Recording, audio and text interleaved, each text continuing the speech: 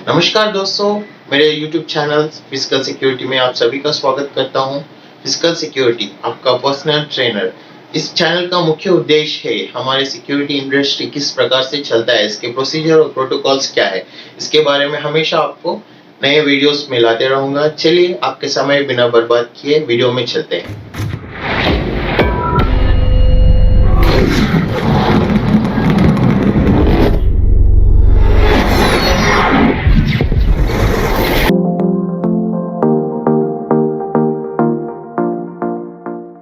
Hello दोस्तों, आज हम बात करेंगे सिक्योरिटी की ज़रूरत कहाँ पे है।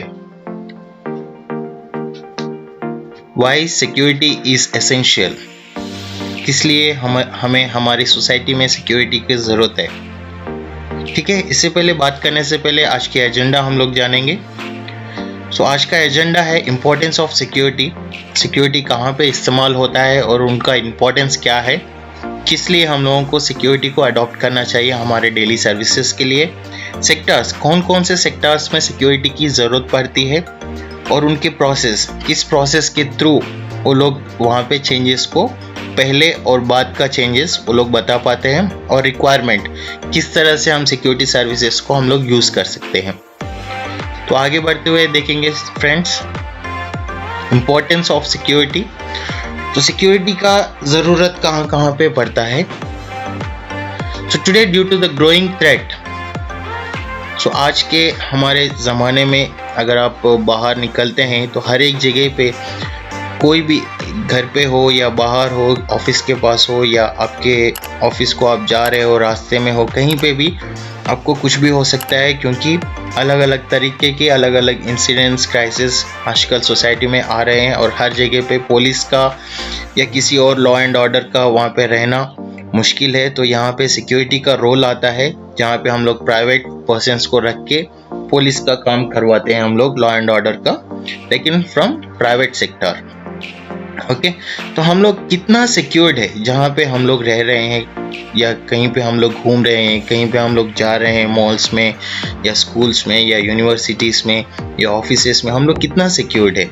आजकल आप देख रहे हैं फ्रेंड्स, हम लोग घर में रह के भी बहुत सारे चोरी, डकैती, क्राइम्स होते रहते हैं। अगर आप मॉल में जाते हो, मॉल में इंट्रूजन होने का चांसेस रहता है, वो तो घुसपैठिया आना, टेररिज्म का एक्ट होना, टेररिस्ट आके बॉम्ब्स लगाना, या कोई भी अलग तरीके का क्राइम हो सकता है वहाँ पे। अगर आप स्कूल में आपके बच्चों को रखते हो तो क्या बच्चे इतना सेफ है। आजकल के किडनैप्स, एक्टिव शूटर क्राइम्स बोले तो कोई भी बाहर से आके गोली मारना या किडनैप करना, ये सब चल रहा है सोसाइटी में। ऑफिसेस में क्या आप सेफ हो? ऑफिसेस में डेटा थेफ्ट हो रहा है, हरासमेंट्स हो रहे हैं, अलग अलग तरीके के एसेट थेफ्ट हो रहा है, छोटे से लेके बड़े बड़े एसेट तक, नहीं तो उनका डेटा थेफ्ट करना, कंपनी का डेटा चुरा लेना, ऐसे बहुत सारे थेफ्ट होते रहते हैं। इसके अलावा कम्यूटिंग टू ऑफिस, अगर आप ऑफिस को जा रहे हैं, घर आ रहे हैं, क्या आप सेफ है? आप आजकल देखते रहते हैं न्यूज़ में, हर एक दिन आपको कोई ना कोई एक्सीडेंट के बारे में, आपके सराउंडिंग एरियाज़ में ही एक्सीडेंट्स के बारे में, कहीं पे किडनैप हो गया, कहीं पे साइको ने कुछ कर दिया, किसी को मार दिया, नुकसान पहुंचा दिया। तो हम लोग कितना सिक्योर्ड है। तो ये सिक्योर्डनेस कब आएगा? कोई आपका सिक्योर करने के लिए, आपको सिक्योर करने के लिए अगर कोई आपके साथ है, आपके पास है, तो आप कंप्लीटली, पूरी तरह से आप सिक्योर रहोगे। तो यहाँ पे हम कुछ ही टॉपिक्स के बारे में बात करेंगे, बाकी टॉपिक्स के बारे में मैं दूसरे वीडियोस बनाऊंगा। तो इस वीडियो में हम बात करते हैं होम बोल, यानी आजकल इंडिपेंडेंट हाउसेस से ज़्यादा कम्युनिटीज़ बढ़ते आ रहे हैं सोसाइटी में। तो इन कम्युनिटीज़ में रेजिडेंशियल सिक्योरिटी जो रहता है वो क्या करता है, खाली ऑथराइज्ड पर्सन्स को ही रेजिडेंसीज के अंदर आने देते हैं, बाहर वालों को अंदर नहीं आने देते विदाउट परमिशन। मॉल्स में अगर आप जाते हो तो मॉल्स एंट्री और एग्जिट पॉइंट्स पे आपको ऑथराइजेशन चेक किया जाएगा, आप जाने के लायक हो कि नहीं। स्कूल्स में अगर आप जाते हो तो आप स्कूल में उनके पेरेंट हो या उनके रिलेटिव हो, तभी आपको बच्चे को बाहर लेके जाना या अंदर लेके आना परमिटेड रहता है। कॉर्पोरेट ऑफिसेस में सेम ऑथराइज्ड मूवमेंट, अगर आप ऑथराइज्ड हो, आपके पास आईडी कार्ड है, तभी किसी काम से आप आए हो, उस काम तक ही आपको भिजाया जाता है। एस्कॉर्ट सिक्योरिटी, जो कि ड्राइविंग करते वक्त उसका स्पीड चेक करना, उसका ड्राइवर का कंडीशन, अल्कोहल बेस्ड इंटॉक्सिकेटेड है कि फ्रेश है बंदा बोल के उसका फिटनेस चेक करना, उसको कुछ बुखार है, जुकाम है या कुछ बीमारी है फिर भी वो कैब चला रहा है। तो इन सब के बारे में हम लोग आगे चलते हुए देखते हैं फ्रेंड्स।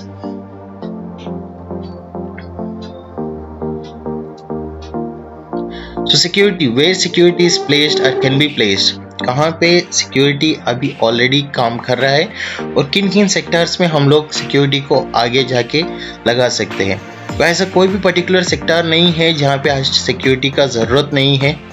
तो चलो इन सब के बारे में जानते हैं, लेकिन इन सब में अभी हम खाली शॉर्ट फॉर्म में ही जानेंगे। इनके पूरी ड्यूटीज़ के बारे में आगे चलते हुए अलग अलग, जैसा रेजिडेंशियल सिक्योरिटी है उसके ऊपर एक सेपरेट वीडियो बनाऊंगा, वहाँ पे उनका ड्यूटीज़ क्या है, कैसे वो लोग ऑपरेट करते हैं, उसका पूरा जानकारी आपको पता चलेगा।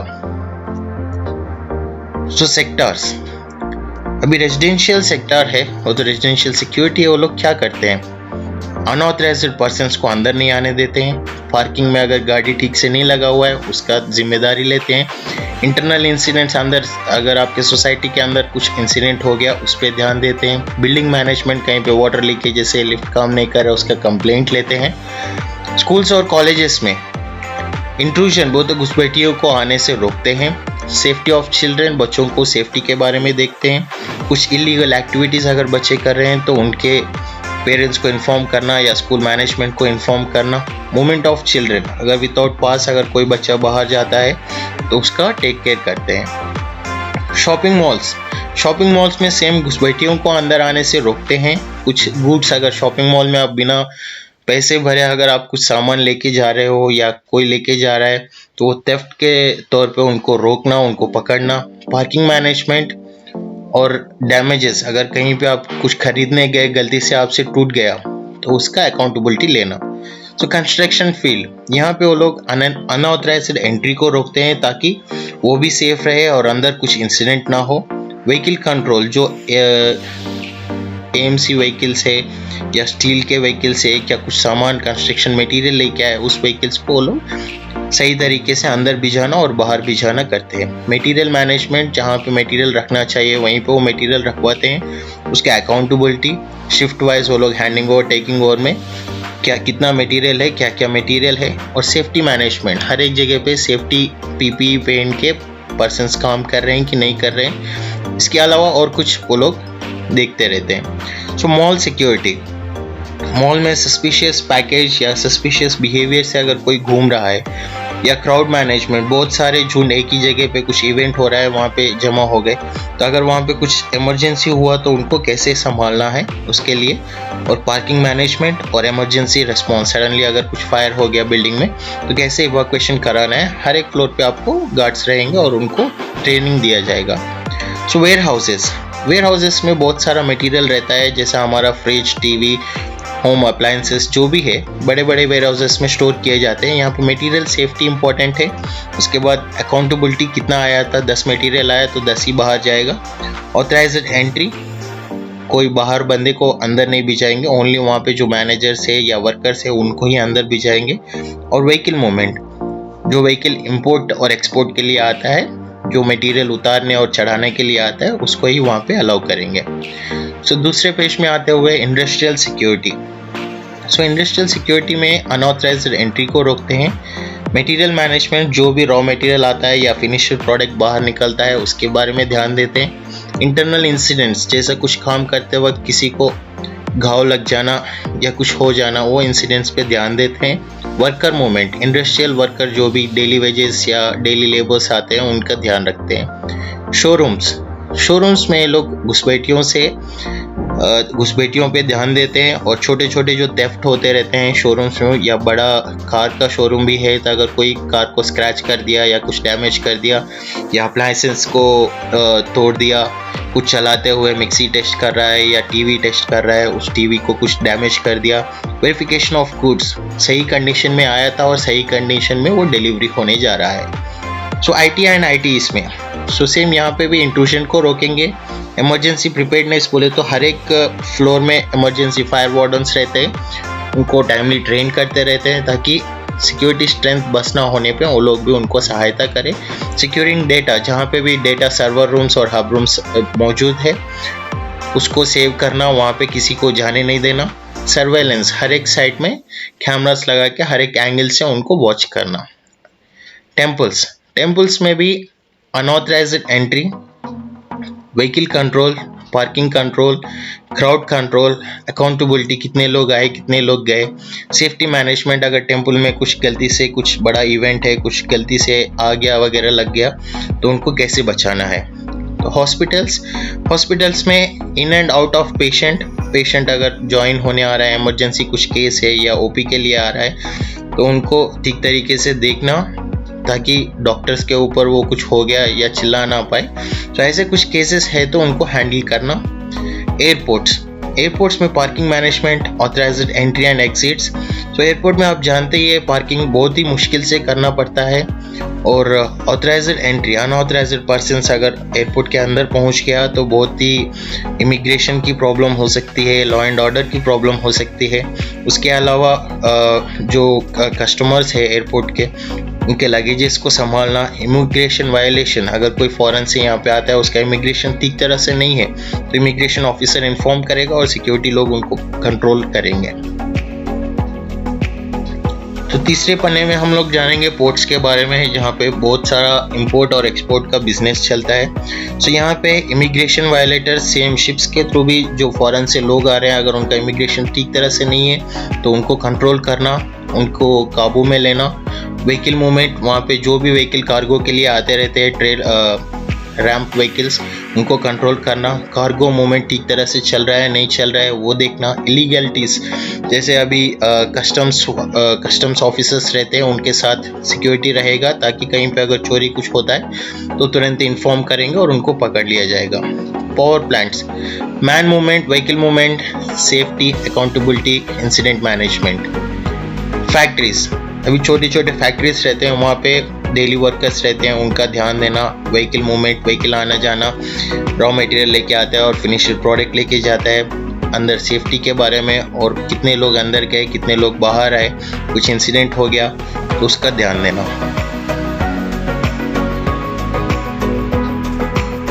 सो ये प्रोसेस कैसे फॉलो करते हैं, सिक्योरिटी का प्रोसेस क्या है। अगर सिक्योरिटी नहीं था उस समय पे क्यों उतना चोरी हो रहा था, और जब सिक्योरिटी लोग डिप्लॉय हुए वहाँ पे चोरी डकैती या इंट्रूजन जो भी है तो कैसे कंट्रोल में आ गया।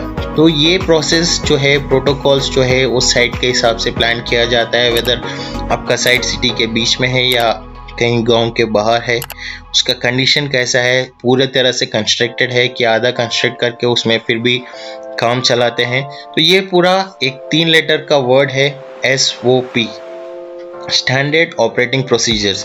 तो हर एक साइट का SOP रहता है। SOP को कैसे डिज़ाइन करना चाहिए, कैसे SOP को बनाना चाहिए, उसके बारे में भी एक सेपरेट वीडियो बनाऊंगा मैं, उसमें बात करेंगे। तो रिक्वायरमेंट्स, कहाँ पे सिक्योरिटी का ज़रूरत है। तो हम लोगों ने अभी तक बात किया था हर एक सेक्टर में हर एक तरीके से सिक्योरिटी जो है हर एक तरीके से आपको सिक्योर करते हुए आ रहा है। तो ये कैसे आप जज करेंगे कि यहाँ पे कितना सिक्योरिटी का ज़रूरत है और कितने लोगों को मेरे को डिप्लॉय करना चाहिए।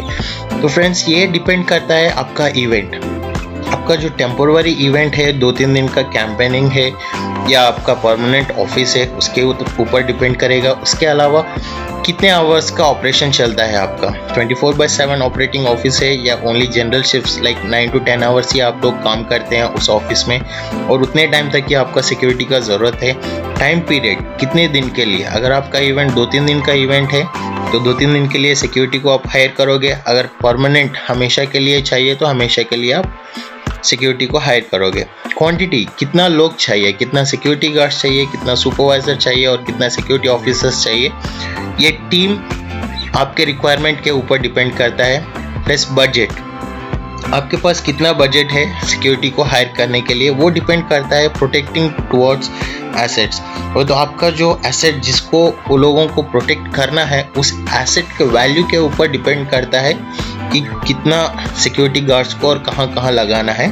ये लॉस और डैमेज परसेंटेज जो है और बजटिंग है, इसके ऊपर सेपरेट टॉपिक रहेगा। उस टॉपिक में हम लोग बात करेंगे कि परसेंटेज कैसे कैलकुलेट किया जाता है सिक्योरिटी फील्ड में। सो फाइनली थैंक यू दोस्तों मेरे वीडियो को देखने के लिए।